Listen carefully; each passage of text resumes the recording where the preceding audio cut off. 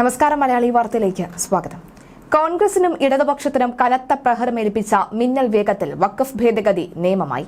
കേരളത്തിനായി ചുക്കാൻ പിടിച്ച സുരേഷ് ഗോപി മുനമ്പത്ത താരവുമായി. കേരള നിയമസഭയിൽ വഖഫ് ബില്ലിന് എതിരെ ഇക്കൂട്ടർ അനാവശ്യമായി പ്രമേയം കൊണ്ടുവന്നു. ബില്ല് പാർലമെന്റ് പാസാക്കുന്നതോടുകൂടി ആ പ്രമേയത്തിന്റെ സ്ഥാനം അറബിക്കടലിലായിരിക്കുമെന്ന് സുരേഷ് ഗോപി പാർലമെന്റിൽ പറഞ്ഞത് അച്ചട്ടാവുകയാണ്.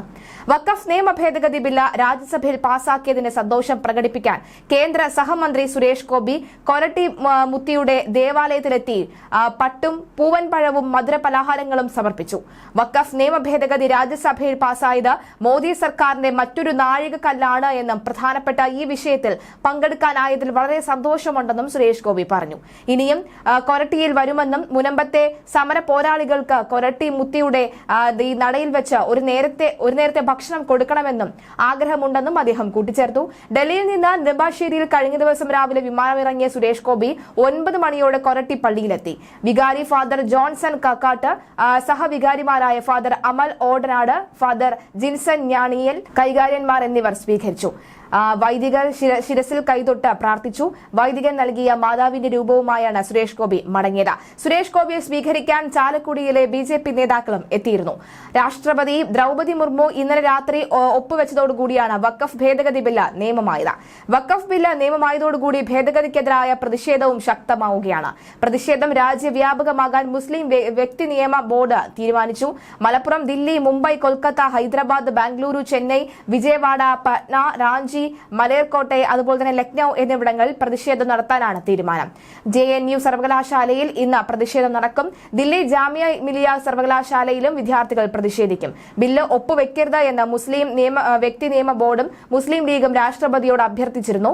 ബില്ലിനെതിരെ കൂടുതൽ രാഷ്ട്രീയ പാർട്ടികൾ സുപ്രീംകോടതിയെ സമീപിക്കാനുള്ള നീക്കത്തിലായിരുന്നു. ഇതിനിടയിലാണ് ബില്ലിൽ രാഷ്ട്രപതി ഒപ്പുവെച്ചതും നിയമമായതും. പാർലമെന്റിന്റെ ഇരു സഭകളും വഖഫ് ബില്ല് പാസാക്കിയതോടുകൂടിയാണ് ബില്ല് രാഷ്ട്രപതിയുടെ അംഗീകാരത്തിനായി നൽകിയത്. ബില്ലിൽ അടുത്ത ആഴ്ചയോടുകൂടി രാഷ്ട്രപതി ഒപ്പുവെക്കുമെന്നാണ് കേന്ദ്ര സർക്കാർ വൃത്തങ്ങൾ നൽകിയിരിക്കുന്ന സൂചന. എന്നാൽ പ്രതിഷേധം ശക്തമായ സാഹചര്യത്തിൽ രാഷ്ട്രപതി ബില്ലിന് അംഗീകാരം നൽകുകയായിരുന്നു. രാഷ്ട്രപതി ഒപ്പുവെച്ചതോടുകൂടി ബില്ല് നിയമമാക്കി വിജ്ഞാപനം ഇറങ്ങും. ഇത് പിന്നാലെ തന്നെ നിയമവുമായി ബന്ധപ്പെട്ട് ചട്ടങ്ങളും പുറത്തിറക്കും. 1995 വഖഫ് നിയമത്തിലാണ് ഭേദഗതി. ഓഗസ്റ്റിൽ ബില്ല് അവതരിപ്പിച്ച ശേഷം സംയുക്ത പാർലമെന്ററി സമിതിയുടെ പരിഗണനയ്ക്ക് വിട്ടിരുന്നു. JPCയുടെ നിർദ്ദേശങ്ങൾ അനുസരിച്ച് പരിഷ്കരിച്ച ബില്ലാണ് കഴിഞ്ഞ ദിവസങ്ങളിൽ പാർലമെന്റിന്റെ ഇരു സഭകളും പാസാക്കിയത്. പ്രതിപക്ഷത്തിന്റെയും മുസ്ലിം സംഘടനകളുടെയും കടുത്ത എതിർപ്പിനിടയിലാണ് ബില്ല് പാസാക്കിയത്. ബില്ലിനെതിരെ കോൺഗ്രസ് അതുപോലെ തന്നെ മജിസ് പാർട്ടി നേതാക്കൾ സുപ്രീം കോടതിയിൽ ഹർജി സമർപ്പിക്കുകയും ചെയ്തിരുന്നു. ബില്ലിൽ ഒപ്പുവെക്കരുത് എന്ന് അഭ്യർത്ഥിച്ച് മുസ്ലിം ലീഗ് രാഷ്ട്രപതിക്ക് കത്തെഴുതുകയും ചെയ്തിരുന്നു. ഭേദഗതി നിയമത്തിനെതിരെ അഖിലേന്ത്യാ മുസ്ലിം വ്യക്തി നിയമ ബോർഡ് രാജ്യവ്യാപക പ്രതിഷേധവും പ്രഖ്യാപിച്ചിട്ടുണ്ട്. ബില്ലിനെതിരെ കൂടുതൽ രാഷ്ട്രീയ പാർട്ടികൾ സുപ്രീം കോടതിയെ സമീപിക്കാൻ നീക്കം നടത്തുന്നതിനിടയിലാണ് ബില്ല് രാഷ്ട്രപതി ഒപ്പുവെക്കുന്നത്.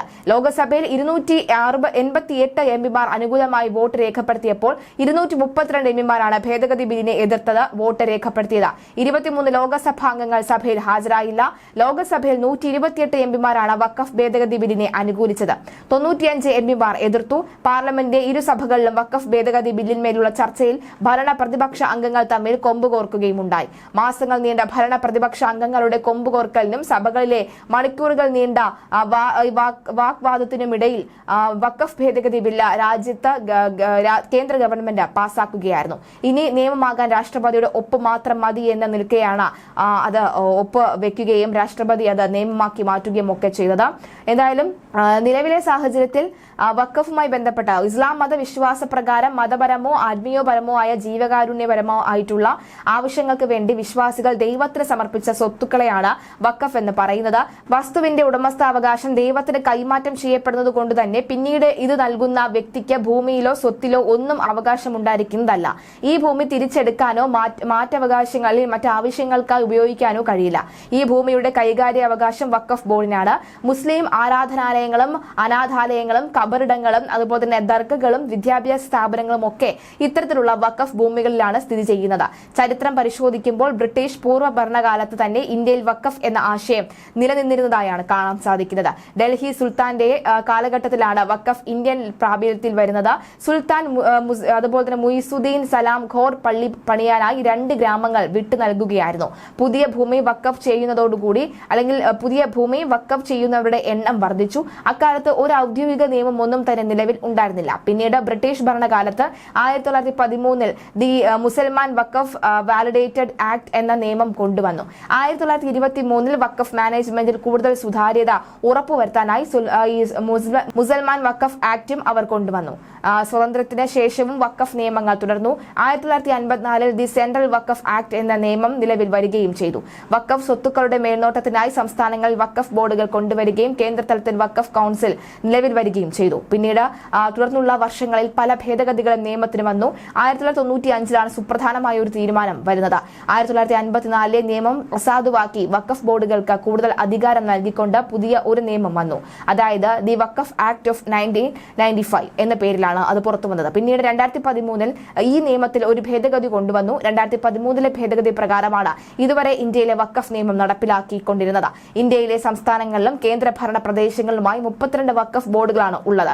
ഏകദേശം 1 ലക്ഷം കോടി രൂപ വിലമതിക്കുന്ന 8.72 ലക്ഷം സ്വത്തുക്കൾ വഖഫിന്റെ കീഴിൽ ഉണ്ടെന്നാണ് കണക്കുകൾ വ്യക്തമാക്കുന്നത്. ഓരോ സംസ്ഥാനത്തും ഓരോ വഖഫ് ട്രിബ്യൂണൽ ഉണ്ട്. ഇത് രൂപീകരിക്കുന്നത് സംസ്ഥാന സർക്കാരാണ്. അങ്ങനെ ഇരിക്കെയാണ് 2024 ഓഗസ്റ്റിൽ മോദി സർക്കാർ വഖഫ് ഭേദഗതി ബില്ല് ലോക്സഭയിൽ അവതരിപ്പിക്കുന്നത്. പിന്നീട് ഇത് BJP MP ജഗദാംബിക പാൽ അധ്യക്ഷനായ സംയുക്ത പാർലമെന്ററി സമിതിക്ക് കൈമാറി. കഴിഞ്ഞ ഫെബ്രുവരി 13 ബില്ല് സംബന്ധിച്ച റിപ്പോർട്ട് പാർലമെന്റിൽ സമർപ്പിക്കുന്നത്. വഖഫ് നിയമത്തിൽ കൊണ്ടുവന്ന പ്രധാന ഭേദഗതികൾ എന്തൊക്കെ നോക്കാം. വഖഫ് നിയമത്തെ കൂടുതൽ വിശാലവും വൈവിധ്യവുമാകുമെന്ന വാദത്തോടുകൂടിയാണ് സർക്കാർ ഭേദഗതി കൊണ്ടുവന്നത്. സംയുക്ത പാർലമെന്ററി സമിതി നിർദ്ദേശിച്ചിരിക്കുന്ന 14 ഭേദഗതികളാണ് പുതുക്കിയ ബില്ലിൽ ഉൾപ്പെടുത്തിയിരിക്കുന്നത്. വഖഫ് ബോർഡുകൾ, ട്രിബ്യൂണലുകൾ എന്നിവയുടെ ആധാരങ്ങളിൽ പ്രധാന മാറ്റമാണ് വഖഫ് ഭേദഗതി ബില്ല്.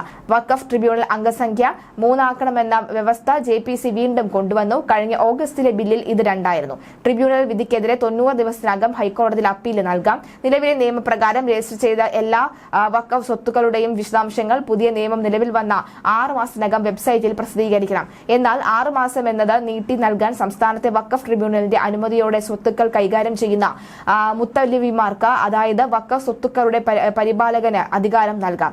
2024 ഓഗസ്റ്റിൽ ലോക്സഭ അവതരിപ്പിച്ച ബില്ലിൽ മുസ്ലിം ഇതര ചീഫ് എക്സിക്യൂട്ടീവ് ഓഫീസർ, കുറഞ്ഞത് 2 മുസ്ലിം ഇതര അംഗങ്ങൾ എന്നിവരെ സംസ്ഥാന വഖഫ് ബോർഡുകളിൽ ഉൾപ്പെടുത്തണമെന്ന് വ്യവസ്ഥ ചെയ്തിരുന്നു.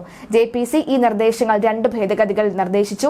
ചീഫ് എക്സിക്യൂട്ടീവ് ഓഫീസറായി നിയമിക്കുന്ന മുസ്ലിം ഇതര വിഭാഗം പ്രതിനിധി ജോയിന്റ് സെക്രട്ടറി തലത്തിലോ അതിനു മുകളിലോ ഉള്ളവർ ആയിരിക്കണം. ഇവർക്ക് മുസ്ലിം നിയമങ്ങളിൽ അറിവുണ്ടാകണം. 2024 ഓഗസ്റ്റിൽ ലോക്സഭയിൽ അവതരിപ്പിച്ച ബില്ലിൽ മുസ്ലിം ഇതര ചീഫ് എക്സിക്യൂട്ടീവ് ഓഫീസർ, കുറഞ്ഞത് 2 മുസ്ലിം ഇതര അംഗങ്ങൾ എന്നിവരെ സംസ്ഥാന വഖഫ് ബോർഡുകളിൽ ഉൾപ്പെടുത്തണമെന്ന് വ്യവസ്ഥ ചെയ്തിരുന്നു.